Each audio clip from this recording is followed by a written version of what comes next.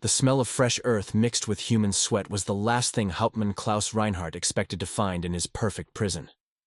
He stood in the doorway of Hut 104, his polished boots reflecting the dim glow of a single light bulb, and stared at the three British officers who were, impossibly, smiling at him. Not the nervous, forced smiles of guilty men caught in the act, but genuine, almost friendly grins, as if they'd been expecting him all along. Behind them, in the center of the barracks, sat a vaulting horse, a gymnastics apparatus, wooden, crude, and utterly ridiculous. "Guten Abend, Herr Hauptmann," said the tallest of the three, a man with sandy hair and spectacles that caught the light like coins. His German was flawless, his tone conversational. "We were just finishing our evening exercise. Would you care to try? Excellent for the lower back." Reinhardt didn't move. The April wind howled outside, rattling the windows of Stalag Luft 3, carrying with it the scent of pine and distant smoke. Somewhere beyond the wire, the war continued its grinding consumption of cities and souls. But here, in this corner of occupied Poland, in this camp designed to be escape-proof, three Allied airmen were performing gymnastics. Flight Lieutenant Eric Williams. The man with spectacles extended his hand as if they were meeting at a country club rather than a prisoner of war camp surrounded by machine gun towers and 20 feet of barbed wire. Royal Air Force. Shot down over Bremen. Dreadful business, really. Reinhardt's jaw tightened. He was 43 years old, a career soldier who had served in the Great War and carried shrapnel in his left shoulder as proof. He had been assigned to Stalag Luft III because the Luftwaffe believed prisoners should be guarded by fellow airmen, men who understood the code, the honor, the unspoken rules of aerial combat. He had been proud of that assignment once, before he realized that every prisoner here spent every waking moment plotting escape. "Herr Hauptmann?" Williams tilted his head, hand still extended. The other two men watched with theatrical innocence. One was shorter, compact, with the build of a boxer and hands that looked like they could strangle wire. The other was younger, perhaps 25, with dark hair and eyes that darted between Reinhardt and the door like a trapped bird calculating distances. Reinhardt ignored the offered hand. "Remove the horse." "I'm sorry?" "Remove it. Now. From the barracks." Williams lowered his hand slowly, his smile never faltering. "Hauptmann, surely you don't object to physical exercise? The Geneva Convention is quite clear about the treatment of—" "I don't care about your convention." Reinhardt stepped into the room, and the floorboards creaked under his weight. "I care about tunnels." The word hung in the air like cordite after a blast. The younger man's eye twitched. Just once. Just enough. Williams, however, laughed. It was a genuine sound, warm and infectious, the kind of laugh that belonged in a pub or at a wedding, not in a prison camp where men lived on watery soup and Red Cross parcels. "Tunnels? Under a vaulting horse?" He gestured at the apparatus with theatrical bewilderment. "Hauptmann, I'm afraid you give us far too much credit. We're just trying to stay fit. Mind and body, you know. Keeps the spirits up." Reinhardt walked slowly around the horse, his boots echoing on the wooden floor. It was perhaps 4 feet tall, made of rough pine planks held together with nails and what looked like pieces of wire. The top was padded with burlap sacks stuffed with straw. Ridiculous. Utterly ridiculous. And yet, he knelt beside it, running his hand along the base. The wood was clean. Too clean. There was no dust, no accumulated grime from weeks of use. He pressed his palm against the floor beneath it. Solid. No give. No hollow sound. "You see?" Williams spread his hands. "Just a horse. Rather ugly one, I admit. Phillips here." He nodded toward the shorter man. "Built it from spare wood. Did a decent job, considering. Though I wouldn't trust it in an actual gymnasium." Reinhardt stood, brushing dirt from his knee. Outside, the searchlight swept past the window, throwing long shadows across the walls. In the distance, a dog barked, one of the German shepherds that patrolled the perimeter, trained to track human scent across miles of frozen ground. "Where do you take it?" Reinhardt asked quietly. "Take it?" "For exercise. The yard is muddy. The ground is soft. Where do you take this horse to perform your gymnastics?" The three men exchanged glances. It was Williams who answered, his voice casual, almost bored. The north exercise area, past the cookhouse. The ground's a bit firmer there, less standing water. We move it out every morning around 10, bring it back before evening roll call. You can watch if you'd like. Terribly boring, I'm afraid. Mostly just vaulting and a few stretches. Michael here. He indicated the younger man. Can barely make it over without landing on his arse. The young officer, Michael, had the grace to look embarrassed. Still learning, sir. Reinhardt studied them. 3 years of war had taught him to read men the way cartographers read maps. These three were hiding something. He could smell it beneath the casual banter and easy smiles. But what? The horse was solid. The floor was solid. There were no signs of digging, no disturbed earth, no hidden panels. I will be watching, Reinhardt said finally. Tomorrow morning, I will watch your exercise. Capital, Williams beamed. Always good to have an audience. Motivates the men, you know. Perhaps you could give us some pointers. I imagine the Wehrmacht has excellent training programs for 10 o'clock. Reinhardt cut him off. Do not be late. He turned and walked to the door, his mind already cataloging the inconsistencies. The clean wood. The specific location.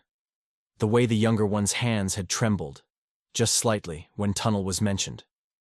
These men were planning something. He was certain of it. At the threshold, he paused and looked back. One more thing, Herr Williams. Yes, Hauptmann? If I find a tunnel, any tunnel, you and your friends will be in the cooler for 30 days. Minimum. Williams' smile never wavered. Understood, Hauptmann. Though I assure you, we're far too lazy for tunneling. Dreadfully hard work, that. All that digging and crawling. Gives me claustrophobia just thinking about it. Reinhardt left without another word, pulling the door shut behind him. The wind hit him immediately, cold and sharp, carrying the smell of rain and burning coal from the camp's heating stoves. He stood for a moment in the darkness, watching the searchlights paint geometric patterns across the compound. Behind him, through the thin walls of Hut 104, he heard laughter. It was the laughter that bothered him most. Inside the barracks, the three men didn't move until they heard Reinhardt's boots fade into the distance. Then, Williams let out a long, slow breath and removed his spectacles, cleaning them with the edge of his shirt. That was close, Michael whispered, his voice shaking. He knows. Christ, Eric, he knows something. He suspects, Williams corrected, replacing his glasses. There's a difference. Suspicion isn't proof. Oliver Phillips, the shorter man who'd remained silent during the entire exchange, moved to the window and peered through a crack in the blackout curtain. He'll be watching tomorrow. He'll station guards. He might even bring dogs. Good, Williams said softly. Both men turned to look at him. Williams walked to the vaulting horse and placed both hands on its wooden frame, almost tenderly, like a man touching a beloved horse's muzzle. If he's watching us tomorrow, he's not watching the others. If he stations guards here, he's pulling them from somewhere else. If he brings dogs... He paused, his smile returning. But this time it was different. This time it carried an edge, a sharpness that hadn't been there before. If he brings dogs, gentlemen, then we know we're already under his skin, and that means we're winning. Somewhere in the camp, a whistle blew for evening roll call. The sound cut through the night like a blade, summoning prisoners from their barracks to stand in muddy lines while guards counted bodies and checked names against lists. It was the same ritual every night, the same counting, the same numbers, the same proof that every man was accounted for. Every man was exactly where he was supposed to be. Williams looked down at the vaulting horse and thought about the tunnel beneath it. Thought about the 3 feet of earth they'd already excavated. Grain by grain, handful by handful, stuffed into sacks hidden in their trousers and scattered across the compound during exercise. Thought about the wooden supports they'd stolen from the cookhouse, the ventilation pipe made from tin cans, the small oil lamp that burned in the darkness below. Thought about the fact that right now, at this very moment, Lieutenant John Davies was 30 feet underground, digging toward the tree line with nothing but a trowel, and the desperate, insane hope that freedom might be measured in inches. Roll call in 5, Phillips said quietly. Williams nodded and straightened his uniform, such as it was. threadbare RAF blue mixed with whatever civilian clothes the Red Cross had managed to smuggle in. He looked once more at the vaulting horse, then at his companions. "Tomorrow morning, gentlemen, we give Hauptmann Reinhardt the performance of a lifetime. We vault, we stretch, we smile, and we make absolutely certain that every eye in this camp is watching us." "And underground?" Michael asked. Williams's smile widened. "Underground, we disappear." 30 feet below the surface of Stalag Luft III, Lieutenant John Davies was suffocating. Not literally, not yet. But the darkness pressed against him like a living thing, thick and absolute. The walls of the tunnel were so close he could feel them without reaching, could taste the clay on his tongue with every shallow breath. The small oil lamp beside his face flickered, its flame consuming what little oxygen remained in the narrow shaft, and somewhere above him, beyond 3 feet of German soil and wooden boards and the weight of an entire prison camp, men were laughing. He could hear them faintly. Muffled voices. Footsteps. The everyday sounds of captivity bleeding down through the earth like water through limestone. John pressed his cheek against the cold ground and closed his eyes, forcing himself to breathe slowly. In through the nose. Count to 4. Out through the mouth. Count to 6. It was what his father had taught him before the war, before everything. Panic kills, Johnny. Remember that. When your Spitfire's on fire and you're 5 miles up with a Messerschmitt on your tail, panic will kill you faster than bullets. So breathe, count, think.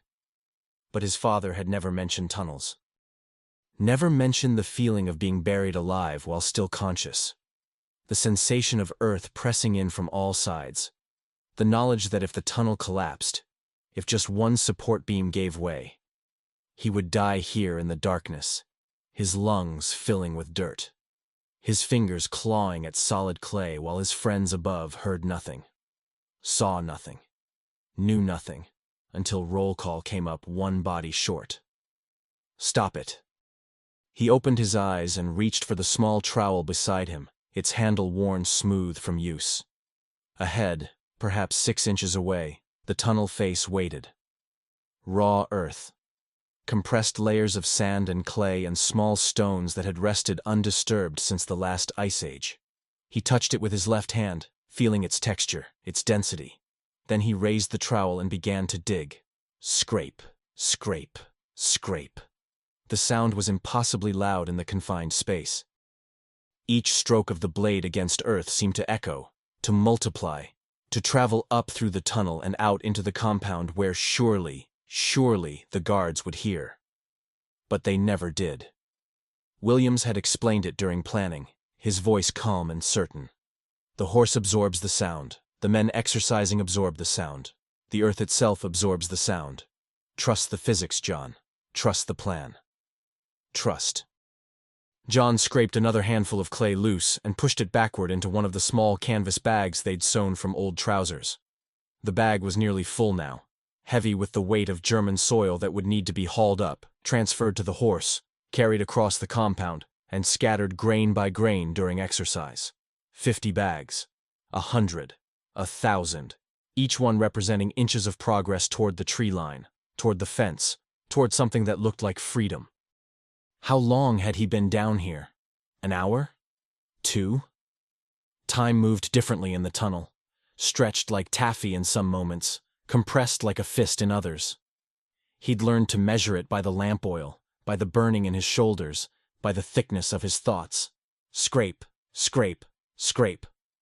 Above him, footsteps. Heavy ones. Boots, not shoes. German boots. John froze, the trowel suspended in midair, his heart suddenly hammering against his ribs like a prisoner against bars. The footsteps were directly overhead. Pacing. Back and forth. Back and forth. A guard? Reinhardt? Someone who suspected? The tunnel seemed to shrink around him, the walls closing in, the darkness becoming absolute.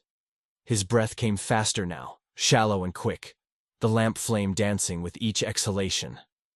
If they found the tunnel, if they found it now, with him inside, the cooler would be mercy compared to what the Gestapo might do. He'd heard stories, Every prisoner had heard stories. Men taken from camps, driven to Berlin or Munich or any of a dozen other cities, questioned in rooms without windows, questioned until questions became statements, until truth became whatever they wanted to hear.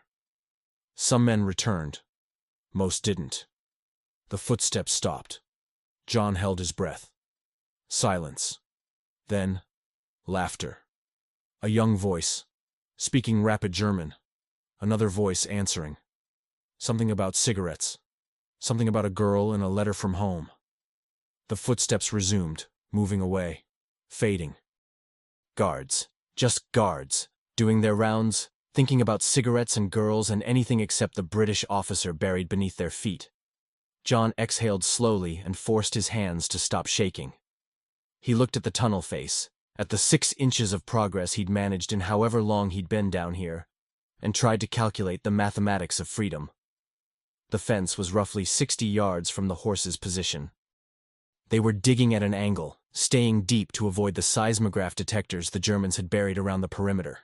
That meant, what, 90 feet? 100? At 6 inches per session, that meant. He stopped calculating. Some numbers were too big to think about.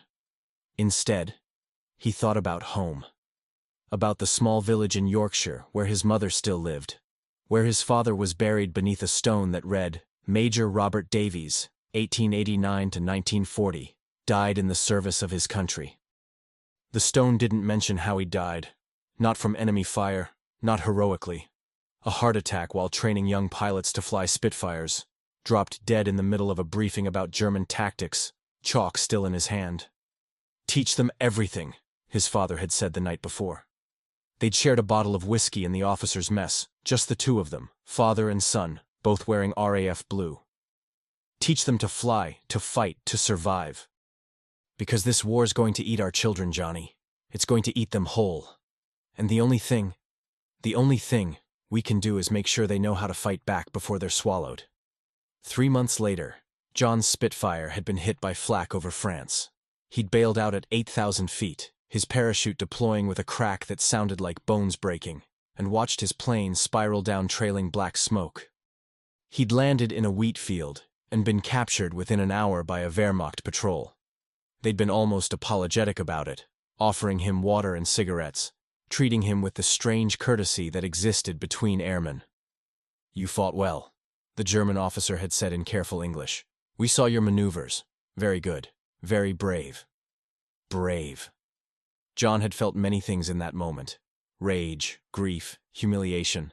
But brave wasn't one of them. Scrape, scrape, scrape. The trowel bit into earth, and he focused on the rhythm, the physical reality of forward motion. 6 inches today. 6 inches tomorrow. 6 inches every day that they could manage it without detection. The mathematics of hope measured in handfuls of dirt. Behind him, the ventilation pipe hissed softly. A hollow tin tube made from cans soldered together, running back up to the surface where it was hidden beneath the horse. Williams's design. Williams's genius. Without it, the tunnel would be full of carbon dioxide within minutes, and John would be a corpse waiting to be discovered. Trust Williams, trust Phillips, trust Michael to keep watch, to stamp his foot twice if danger approached, to give the signal that meant hide, stop, freeze, don't breathe.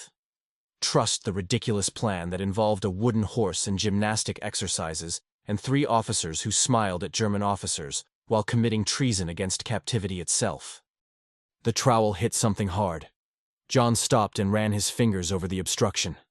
Stone. A rock perhaps 6 inches across, embedded in the clay like a tooth in a jaw. He worked the trowel around it, loosening the soil, feeling the weight shift. Carefully, carefully. He pried it free and pulled it back into the tunnel with him. Heavy, solid, cold. He held it for a moment in the lamplight, studying its surface. Granite, probably. Carried here by glaciers 10,000 years ago, buried, forgotten, and now unearthed by a British pilot digging for freedom with a gardening tool. The absurdity of it hit him suddenly, and he nearly laughed. Here he was, 30 feet underground, in occupied Poland, in the middle of the largest war in human history, digging beneath a prison camp with a trowel, while men above him performed gymnastics as cover. It was insane. It was ridiculous. It was working. He placed the stone carefully in one of the bags and resumed digging. The tunnel face yielded more easily now, the clay soft where the stone had been, and he fell into the rhythm again. Scrape, fill, scrape, fill. The meditation of small victories. Above him, faintly, he heard William's voice. Cheerful. Loud enough to be heard across the exercise yard. That's it, Michael. Excellent form. Hauptmann, you see? The boy's improving. John smiled in the darkness. Williams was performing. Probably had Reinhardt standing right there, watching every vault, every stretch, every casual movement that kept eyes focused anywhere except on the ground beneath the horse. Williams the showman. Williams the liar. Williams who could smile at death and make it look like friendship. The lamp flickered. John glanced at it, gauging the oil. 20 minutes? Less? He'd need to head up soon. The tunnel wasn't safe for extended stays. Not with the limited air. Not with the constant risk of collapse. Not with roll call approaching. They'd established a system. One man digs. One man transports. One man watches. Shifts of 90 minutes maximum, never longer, never risking more than necessary. Slow is smooth. Smooth is fast, Williams had said. We're not in a race, gentlemen. We're in a marathon that happens to be underground. Patience wins this war. John filled the last bag and began the slow process of turning around in the tunnel. It was like trying to rotate in a coffin. Small movements, careful adjustments, fighting the claustrophobia that threatened to bloom into full panic. Finally, he managed it, facing back the way he'd come. The bags of earth stacked in front of him like offerings. The journey back was always harder. Pushing the bags ahead, crawling backward, feeling the tunnel walls press against his shoulders. But also easier, in a way. Easier because each foot of tunnel behind him was 1 foot closer to the surface, to air, to light. He could see it now, far ahead, a dim square of gray light where the shaft met the horse, where the entrance waited. 30 feet had never seemed so far. John pushed the first bag forward and began to crawl. When his head finally broke through into the cavity beneath the vaulting horse, Oliver Phillips was waiting. The man's compact frame crouched in the small space, hands ready to grab the bags, eyes sharp despite the gloom. About bloody time, Phillips whispered. Thought you'd decided to dig all the way to bloody Moscow. John pulled himself up, his arms shaking with exhaustion, and collapsed against the wooden frame. Above them, separated by mere inches of wood and burlap, he could hear the thump of boots hitting ground, the sound of men vaulting, exercising, performing their daily theater. Reinhardt, John whispered. Watching like a hawk, has been for an hour. Williams is giving him the full show, complete with a twisted ankle and a dramatic recovery. The man's a born actor. Progress? 6 inches, maybe 8. Hit a rock. Phillips nodded, already hauling the bags up through the narrow entrance. Each one would be transferred to hollow sections built into the horse's legs, then carried across the compound and emptied during exercise. 50 men vaulting, stretching, walking. 50 men with bags of earth sewn into their trousers, scattering Germany across Germany. Get up, Phillips said quietly. We've got 10 minutes before they move the horse back. Can you make it? John looked up at the entrance, a square of light that seemed impossibly far away, and nodded. His body screamed protest. His muscles were lead. His lungs felt scorched from breathing bad air. But above him, Williams was laughing, performing, buying time measured in seconds. Yeah, John said, reaching for the ladder rungs Phillips had carved into the wooden frame. I can make it. Because he had to. Because 30 feet down and 60 yards out, freedom waited in increments of 6 inches. Because somewhere in Yorkshire, his mother was praying for a son who'd promised to come home. And because the ridiculous plan, the absolutely insane plan, was working. Eric Williams had learned to lie before he learned to fly. Not the small lies of childhood, stolen sweets and broken windows, but the real ones. The kind that required you to believe your own fiction so completely that truth became negotiable. He'd learned it at Oxford, debating philosophy with men who would later die in desert campaigns.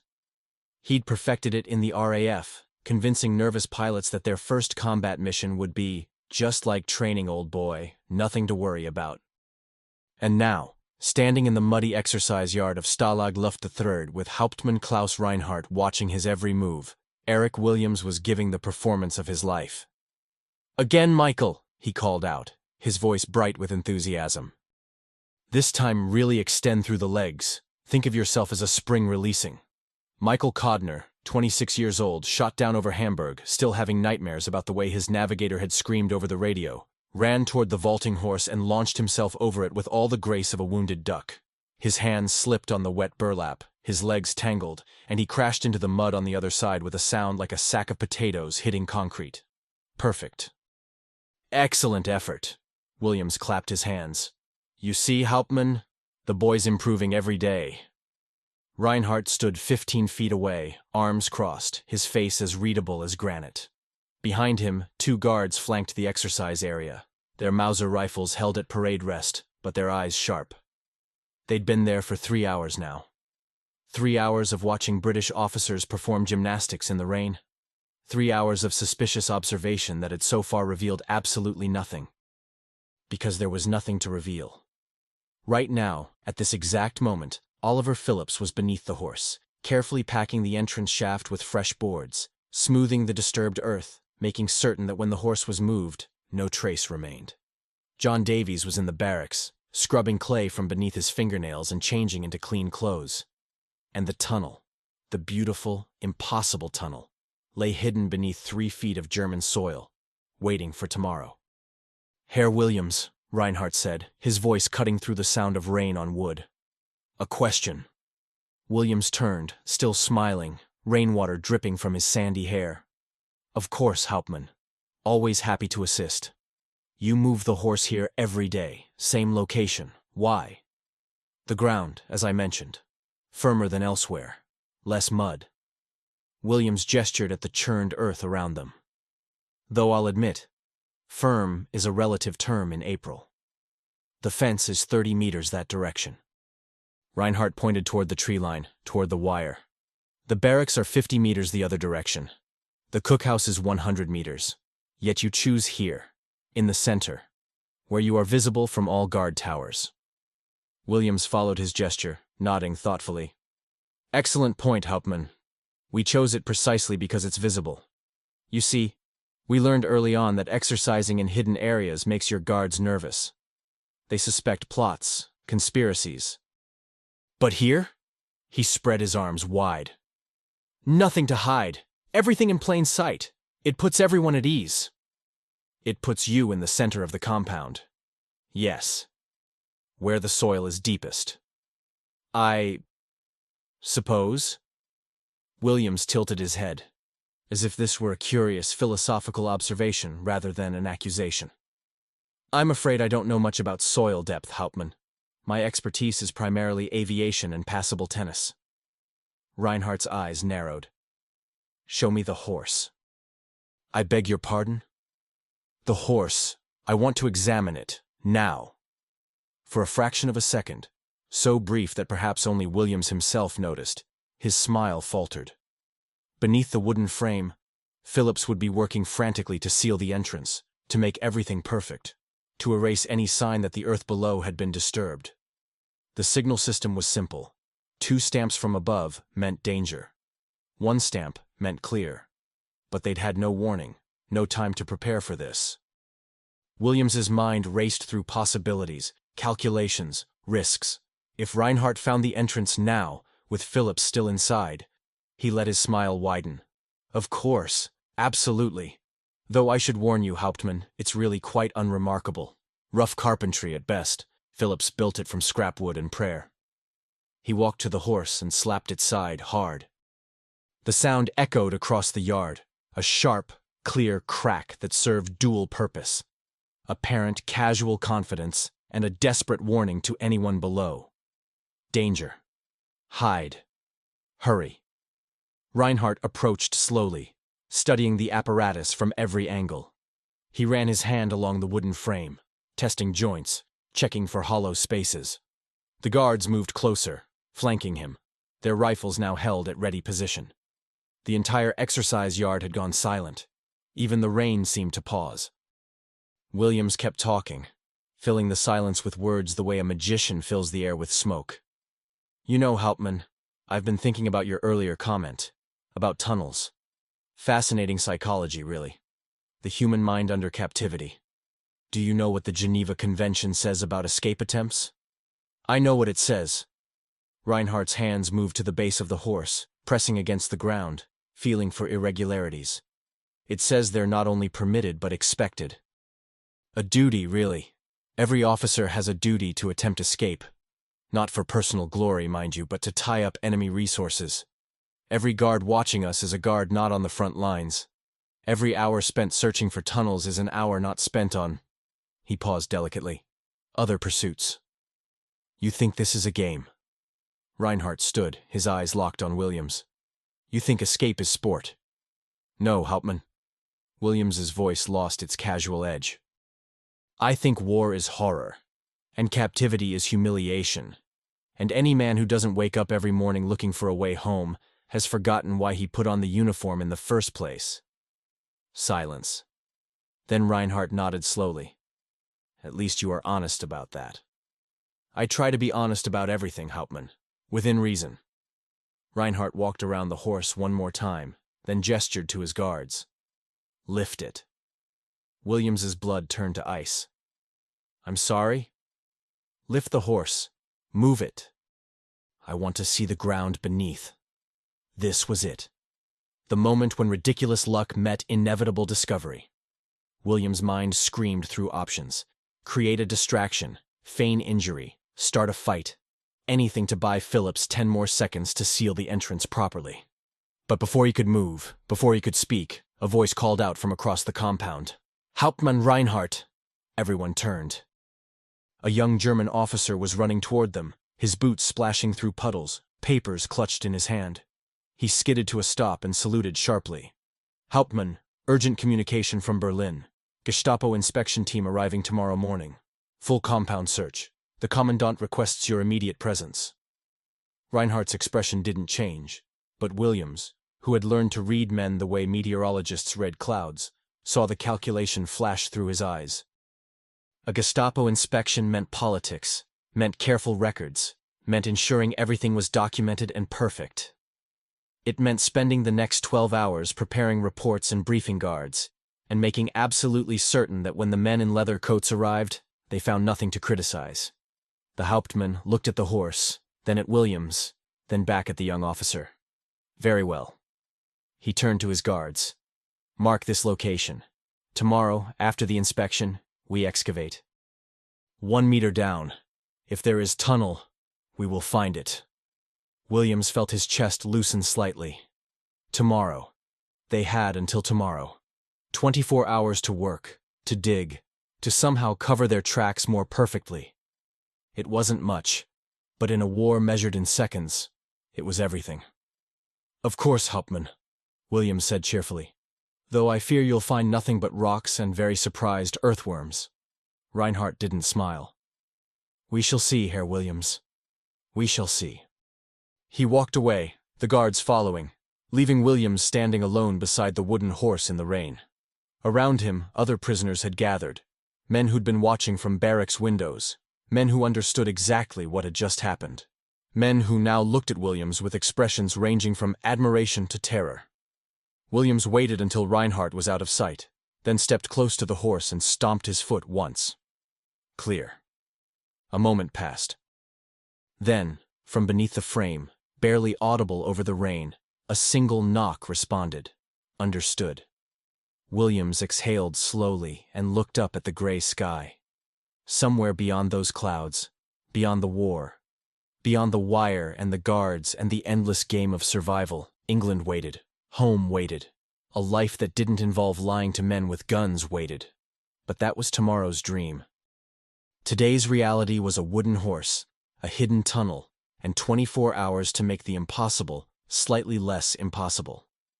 That night, In the darkness of Hut 104, 3 men sat on wooden bunks and spoke in whispers that barely qualified as sound. "He knows," Michael said, his hands shaking as he rolled a cigarette from sawdust and desperation. "Tomorrow he excavates. Tomorrow we're finished." "Tomorrow the Gestapo arrives," Williams countered. "Which means tomorrow Reinhardt is occupied with inspection protocol and political theater. Which means tomorrow might be our best day yet." Phillips looked up from the rough map he'd been sketching. Distances, angles, estimates of progress. "We're 40 feet out. Need another 50, maybe 60. Even working double shifts, we can't make that in 24 hours. We don't need to." Williams stood and walked to the window, looking out at the compound. Searchlights swept past, painting shadows across the mud. "We need to make them look in the wrong place." "How?" Williams was quiet for a long moment, his mind working through possibilities, discarding plans, building new ones. Finally, he turned back to his companions, and in the dim light from the shuttered lamp, his smile was sharp as broken glass. "We give them a tunnel to find." Michael stared. "What?" "Not our tunnel. A different one. Closer to the barracks. Obvious. Amateurish. The kind of tunnel desperate men might dig in panic. We let them find it tomorrow during the Gestapo inspection. Let Reinhardt have his victory. Let the Gestapo congratulate him on his vigilance. And while they're all celebrating their brilliant detective work, we keep digging." Philip's voice was soft with understanding. "Under the horse, where they've already looked." "Exactly." "That's insane," Michael whispered.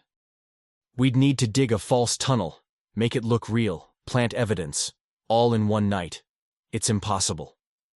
Williams looked at him with something approaching affection. "My dear Michael, 3 months ago you told me it was impossible to dig a tunnel from beneath a vaulting horse without the Germans noticing. Yet, here we are." "Here we are," Michael repeated numbly. "The question," Williams continued, "is not whether it's possible. The question is whether we're desperate enough, clever enough, and crazy enough to try." Outside, a dog barked. A guard shouted something in German. The wind carried the smell of coal smoke and distant pine trees. Phillips folded his map carefully and tucked it beneath his bunk. "I'll need 10 men. Good diggers, and every tool we can steal from the cookhouse. You'll have them." Williams turned to Michael. "And you, my theatrical friend, will help me rehearse tomorrow's performance for the Gestapo. We'll need to look appropriately devastated when they discover our tunnel." "Devastated," Michael said. "Right. Shouldn't be hard, considering we actually are devastated." "Ah, but that's the beauty of it." William's smile widened. "The best lies always contain a kernel of truth. We'll be devastated. Just not about the tunnel they find." They sat in silence for a moment, 3 men in a wooden hut surrounded by wire and guards, and an entire nation dedicated to keeping them prisoner. 3 men who'd been given every logical reason to surrender, to accept captivity, to wait patiently for the war to end, and let politics determine their fate. 3 men who'd decided instead to dig. "One more thing," Williams said quietly. "If this works, if we actually pull this off, it changes everything. We won't just be escaping. We'll be proving that escape is possible, that the system can be beaten. Every camp, every prison, every guard will have to reconsider their certainty." "Is that a good thing?" Michael asked. Williams thought about it. Thought about the men who would be inspired by their success, who would attempt their own escapes, their own ridiculous plans. Thought about the ones who would fail, who would be caught, who would face consequences he didn't want to imagine. "I don't know," he admitted finally. "But I know that giving up isn't." Outside, the midnight whistle blew. Somewhere in the compound, guards changed shifts. Somewhere beyond the wire, the war ground forward, consuming cities and souls and futures. And beneath a wooden vaulting horse that would be carried out again tomorrow, a tunnel waited in the darkness, measuring freedom in inches. The Gestapo arrived at dawn with the subtlety of an avalanche. 3 black Mercedes staff cars rolled through the main gate of Stalag Luft 3, their engines purring like predatory cats, their polished chrome reflecting the weak morning sun. From the windows of Hut 104, Eric Williams watched them arrive and felt something cold settle in his stomach. These weren't regular Wehrmacht officers. These were the men who made other men disappear. Behind him, Michael was pacing.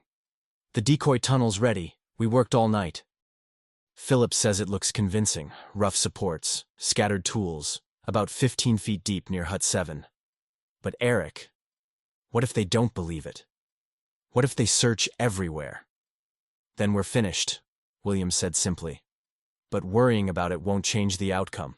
So we breathe, we smile, we perform."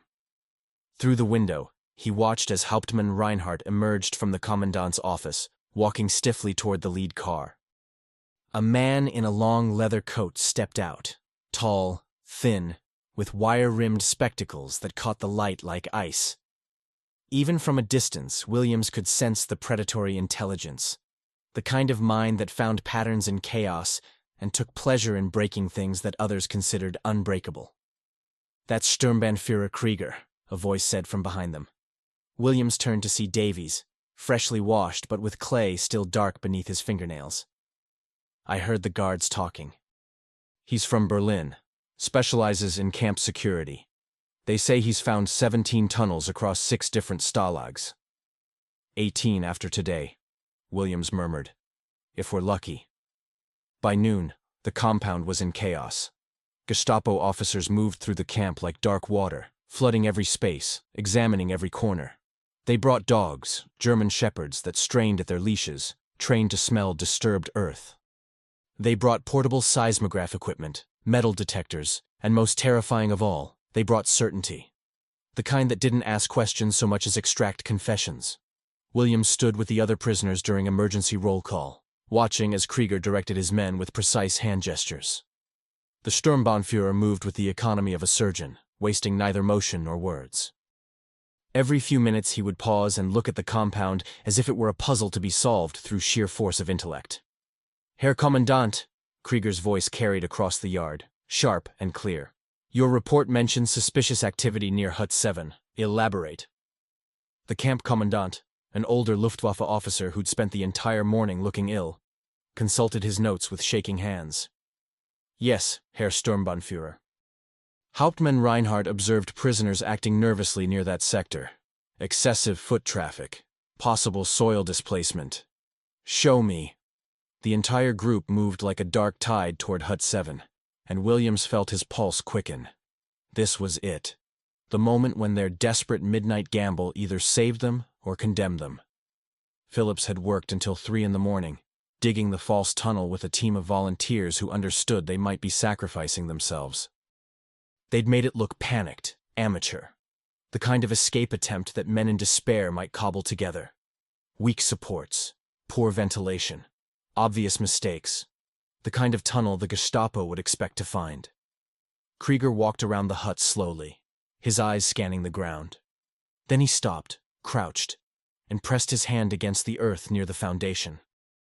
Even from 30 feet away, Williams could see the slight depression in the soil, the barely visible signs of excavation that they'd deliberately left exposed.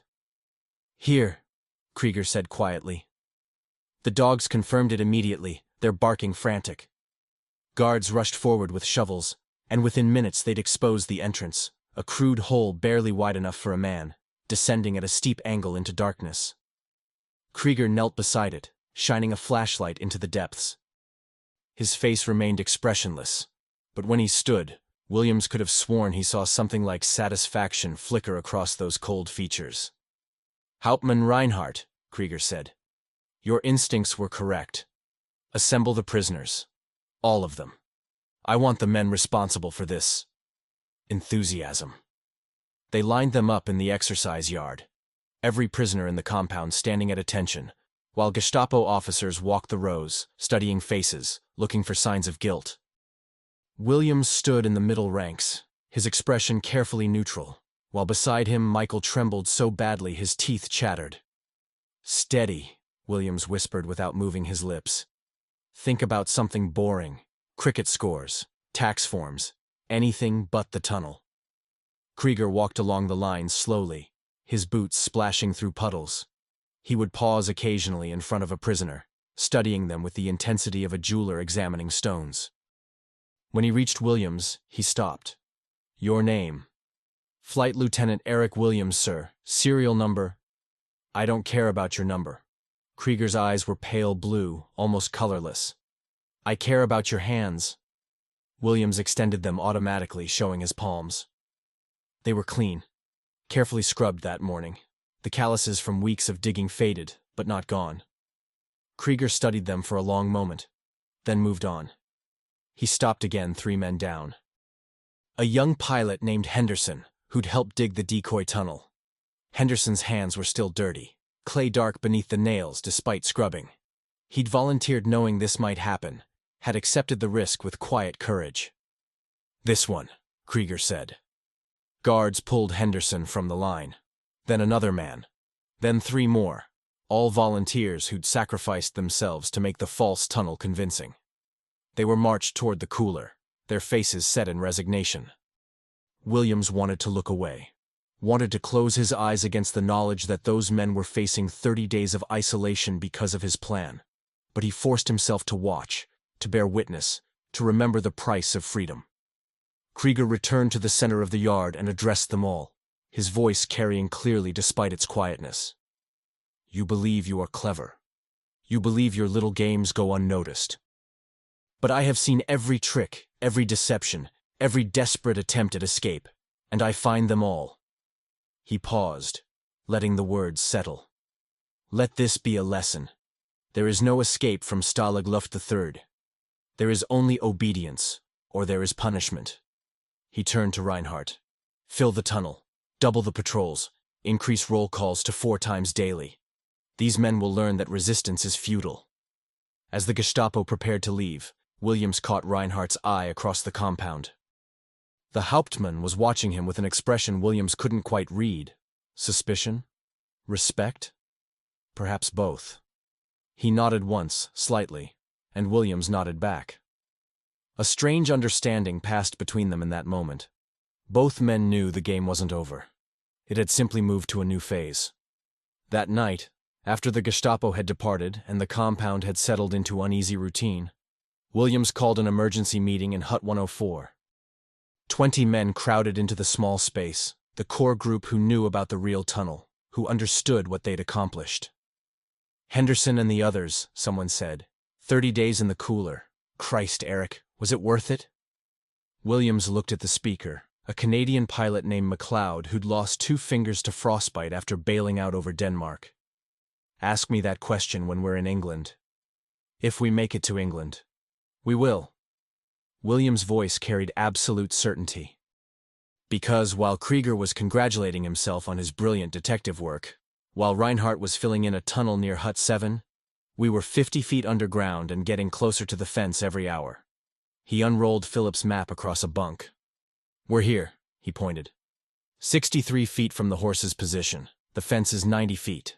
That means we need another 27 feet. At our current pace, that's 6 days. Maybe 7. 7 days of moving the horse under increased patrols, Davies said. 4 roll calls instead of 2. Double the guards. How do we— "We don't change anything," Williams interrupted. "That's the beauty of it. We keep performing our gymnastics. We keep acting like defeated men who've learned their lesson. We let them believe they've won." "And the men in the cooler?" Williams was quiet for a moment. "They knew the risks. They volunteered. And when we're through that fence, when we're back in England drinking real beer and sleeping in real beds, we'll make sure everyone knows their names. We'll make sure their sacrifice meant something." Outside, a searchlight swept past the window. Somewhere in the distance, a dog barked. The sounds of captivity that had become so familiar, they were almost comforting in their predictability. 6 days, Philip said, studying the map. "We'll need to work faster. Longer shifts. More risk." 7 days, Williams corrected. "We do this right. No mistakes. No panic. Slow is smooth. Smooth is fast. We've come too far to rush now." The next 6 days were the longest of Williams' life. They moved the horse out every morning at exactly 10 o'clock, just as they had for months. They performed their gymnastics under the watchful eyes of doubled guards, smiled and joked, and acted like men who'd given up any thought of escape. And every day, in 90-minute shifts, they dug. Davies broke through a layer of dense clay that nearly killed him when it collapsed. Phillips spent 4 hours trapped in a cave-in, buried up to his chest, before they managed to dig him out. Michael had a panic attack 30 feet down and had to be talked through it by Williams's voice filtering down through the ventilation pipe. But they kept digging. On the 5th day, Reinhardt inspected the horse personally, walking around it, testing the wood, pressing his ear against the ground. Williams performed a vault directly over his head, his heart hammering, while underground Davies froze completely still, barely breathing. Reinhardt found nothing. On the 6th day, Davies hit tree roots. They'd reached the forest edge, had dug beyond the fence, beyond the wire, beyond the boundary of the camp. He pulled himself back up through the tunnel with roots still clutched in his hand like trophies. "We're through," he said simply, mud covering his face, his voice shaking. "We're actually bloody through." That night they gathered one final time. 13 men who would make the attempt. Pilots, navigators, bombardiers, men from England, Canada, Australia, New Zealand, men who'd been shot down over France, Germany, Holland, Denmark. Men who'd survived crashes and fire, and the long, slow death of captivity. Williams looked at each face, committing them to memory. Some would make it, some wouldn't. But all of them would try. "Tomorrow night," he said quietly. After evening roll call, we go in groups of 3, 20 minutes apart. Davies first, then McLeod and Henderson when he gets out of the cooler in 2 days, then— "Henderson won't wait," someone said. "None of those lads will. They'll want to come." Williams shook his head. "They've served their time. They've done their part. This is for those of us who've been lucky enough to stay out of the cooler." He stood and walked to the window one last time, looking out at the compound. The searchlights, the wire, the wooden horse that would be moved out tomorrow for the last time, covering their tracks one final time before the entrance was sealed forever. "Gentlemen," he said softly, "tomorrow we either succeed or fail spectacularly. Either way, we'll have done something impossible. We'll have fooled the Gestapo with a wooden horse and sheer bloody-minded determination." "The ridiculous prison break," Davies said, and somehow managed to smile. "The ridiculous prison break," Williams agreed. "That somehow worked." The next evening, at precisely 9:45, 3 men lowered themselves into darkness beneath a vaulting horse and began crawling toward freedom. Eric Williams went last, pulling boards back over the entrance, sealing the tunnel behind them. For a moment, suspended in that space between captivity and escape, between the known horror of war and the unknown dangers of occupied Poland, he paused. He thought about Henderson in the cooler, about the volunteers who'd sacrificed themselves, about every man who dug and carried and lied and performed. He thought about Reinhardt, who would discover the empty bunks tomorrow morning and finally understand that he'd been looking in the wrong place all along. And then Williams began to crawl, following the narrow shaft through earth that smelled of rain and roots and freedom, toward a forest that waited beyond the wire, toward a war that still had to be won, toward a home that seemed impossibly far away, but was now, finally, within reach. Above him, the wooden horse sat in its usual place, innocent and absurd. Below him, impossible and ridiculous and real, a tunnel led to England. And somewhere between those two truths, 3 men disappeared into darkness, leaving behind only a legend that would outlive the war itself. The story of how a handful of RAF officers had fooled the Gestapo with nothing more than courage, creativity, and a vaulting horse that no one took seriously. Until it was far too late. The end. Historical note: the wooden horse escape occurred at Stalag Luft 3rd in 1943. 3 men successfully escaped using this method, though the names and some specific details in this narrative are fictionalized for dramatic purposes.